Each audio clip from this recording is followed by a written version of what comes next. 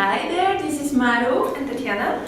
and this is our third video, and today we are going to talk about Femininity. femininity. And femininity also in different cultural contexts, because as we mentioned before in our previous videos, when you go abroad and you meet people from different countries, you see the differences. But not only in day-to-day life, like daily behavior, where people go, what they do, but also like on a deeper level, how they perceive themselves, what they think is normal thing to do, what a man should be like, what a woman should be like. So have you noticed something when you came here? Definitely. One of the first things I noticed when I came here is that women told me they use this word "stur," and that means to be strong, and if you have a physical manifestation of "stur," it will be this "stur." And for me that was very masculine actually. Yeah, actually, I would agree on this. It's not usually the thing that people would talk about in the context of femininity in Eastern Europe. Also, a woman has lots of things to do in her life, and she does most of the housework. She develops professionally. It's not like you just sit at home and deal with kids and kitchen and that kind of stuff. People expect you to do lots of stuff, but nobody would tell you that you're strong as a compliment. Yes. Somehow it's a cultural thing that a woman should be a bit soft, maybe a bit weak, so a man would help her, and like gentle, that kind of stuff. Nobody would mention strong in positive context, like when celebrating someone's femininity. Indeed. It was so funny. There was some time ago I was in a museum of the Romanticism in the 19th century. It's one of my favorite areas in the world. And the women at that time, they were supposed to be weak. Yeah. So it was a sign of beauty. They would be sick at home and pale and physically weak. That was attractive for men. Yeah. And also they could silhouette of like being almost like an insect with small bodies, or yes. like a birdie silhouette, not like real human body even. Yeah, indeed, and the faculty of being weak, and that was also in Europe actually in the 19th century, and it seems to have changed dramatically to now, where women are proud when they say I'm very strong, I'm independent, and I can carry my own stuff. Hope they enjoy it. But I think something you and I don't enjoy, like to carry. No, not really. Yeah, I mean, being brought up in Belarus, I think I'm kind of spoiled with male attention and the idea that they should help me all the time. So even when I was dealing with like office stuff, it's just a normal thing that you don't put like the huge bottle of water on the cooler. You just ask any of the guys, and you don't even try doing it yourself, because it's such a normal thing in my country. Yes, in my country as well. It's like actually discovering that if you ask a man, he feels useful and he feels happy to help you. It's like, oh, I'm helping this lady and rescuing this lady. In a way, is a romanticized version that we have from Walt Disney. I think so.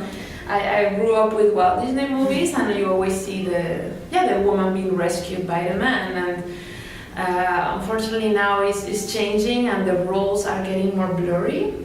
Yeah, they're getting more blurry, and I don't know if people enjoy it here or not, because I don't have much of experience talking to Dutch women, especially. But being married to a European guy, I can tell that, it's actually a thing that some of them miss, at least. I believe so.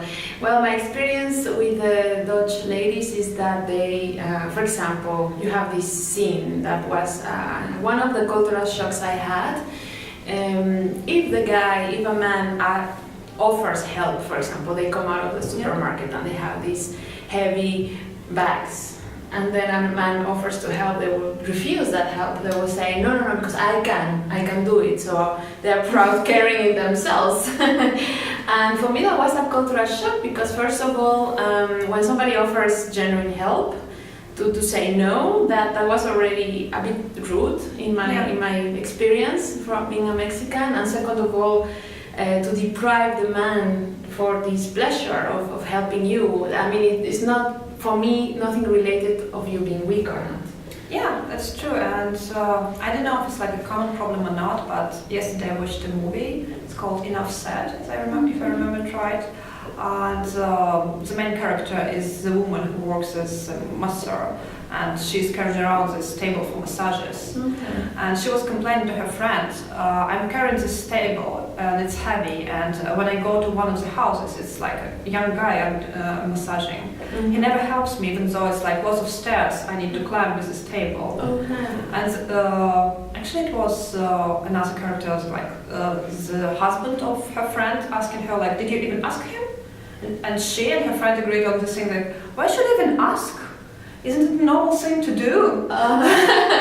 So basically she's struggling with this table the whole movie, and in the very end she decides just to ask him, and he goes, oh sorry, I didn't think about it, he said, and he was so happy to help her, and he was not saying, yeah, the table is so heavy, how did you do it yourself all the time? Oh wow. So that's actually the thing that many, even Eastern European women struggle with, being brought up with the idea that men should help you, just kind of makes them not to ask about the help, and being upset about people not helping. Not helping out of their own initiative. Yeah. Yes, I see.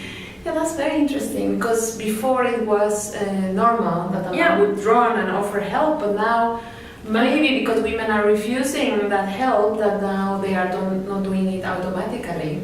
Maybe they even just like hesitate because they think, is she going to be upset about it? Yes. Is she going to think she's strong enough and I am just depriving her? Yeah, indeed. Whether maybe now if we just ask, they will still be happy to help. Yeah. Where was this movie from? I think it's an American one. American one. Okay, that's surprising. Yeah. Yes. So indeed, the meaning of what it means to be a woman in our modern society. Yeah, it's very different. And also talking about different aspects of femininity. Yes. What's the difference between being feminine? What's the prime concept you think about? Is it like caring about people? Is it taking care of the house? Is it being sexy? Is it being, I don't know, like attractive? What would be the main thing in Mexican culture? Well, as we know, as I told last time, I've been raised by a macho man. My father is really a macho man, and in the positive way, I mean it positive. And he always told me that women should have a heart. Yeah. You know, that women should, because we are having this more intense feeling of compassion and care, so we can solve anything with our hearts, with love. And that's the image I have in my mind. First of all, about femininity, this mother energy, caring heart, but very strong, because also even in nature we are dealing with pain. Our bodies are very strong. It's stronger than men's bodies, but we deliver babies. In some senses, dealing with pain at least, you know. So, and secondly, of course, we have the privilege of self-adornment. So, makeup, nails, hair, high heels, nice clothes, something that men are having more and more, but they don't used to have so much before. Yeah. And third, sexy part. I think a woman should have this.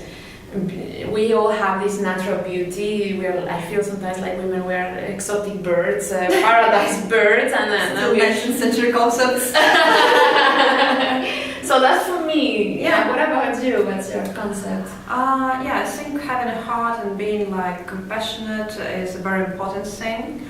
I think when we talk about like female roles in Eastern Europe, it's very much about taking care of everybody in the family, taking care of the house. It's like being a good wife, a good cook, a good cleaner, everything included. It doesn't mean that everybody is like this, but I talk about like general concept, general like ways people to perceive what a woman should be like. Actually, I noticed that even in my country, it even goes more from women themselves than from men. Like when you talk especially to young men, they don't expect you to do everything. But somehow when you talk to other girls and they ask, oh, did you do it yourself? And that's the women's perception of... Yeah, and they kind of reinforce this idea that you should do everything yourself. Interesting. And it's kind of like the society pressures you in a way, but mostly it's not even like male part of the society. It's girls creating more rules for themselves. Yeah, fascinating is that. Yeah, it is. And also it goes from like generation to generation. Obviously you get more pressure from older women. Yeah, okay. You know, like when you have a visit of your husband's mom, you kind of expect her to check everything. Mother-in-law. Yeah.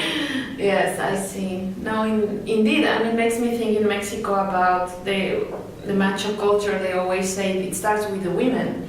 Because if a family has a boy and a girl, the woman is the one that says, no, but your brother, I'm not going to do that because that's a man's job. So already from childhood, already at home, the woman starts this separation of roles, while it starts with the women, actually.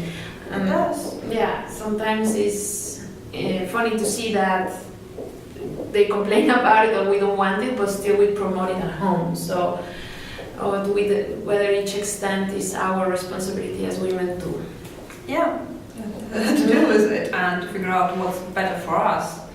And also, like, I don't have kids, so I'm not trying to give anybody an advice, but if you have a boy, don't you want him to be able to take care of himself? Exactly.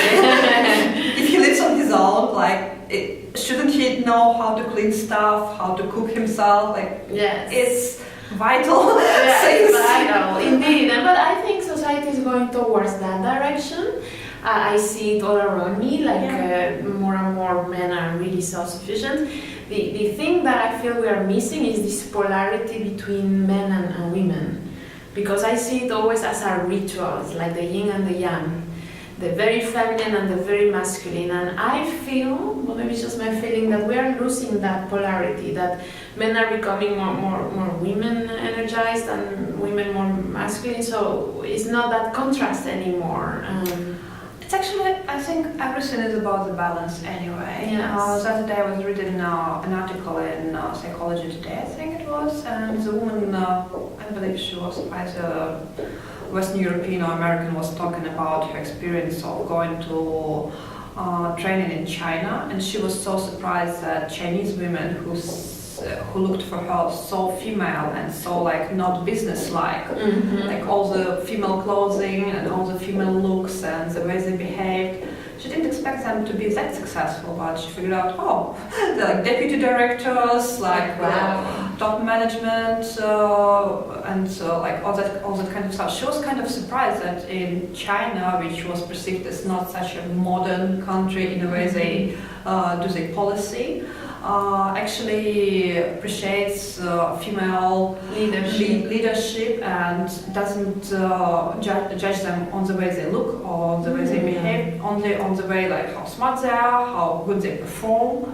So that's actually the thing. Somehow in modern Western mind, it's very polar of being successful professionally or being feminine. Yes. They kind of don't see it combined. A match. Yeah. So maybe that's why women in Western countries are trying to look more male-like or to behave differently or to stop showing the differences, saying we can do it too. Yes. But losing that feminine aspect from themselves, which is a pity. Maybe we should make a video specialized on that topics, success and femininity in the workplace. So we try it for the next video. Yeah, about that. So keep posted because we will continue this topic about femininity and sharing our insights. And of course, if you have insights to share, we'll be really happy to hear from you. Yeah, that'd be nice. So see you next time. Bye-bye. Bye.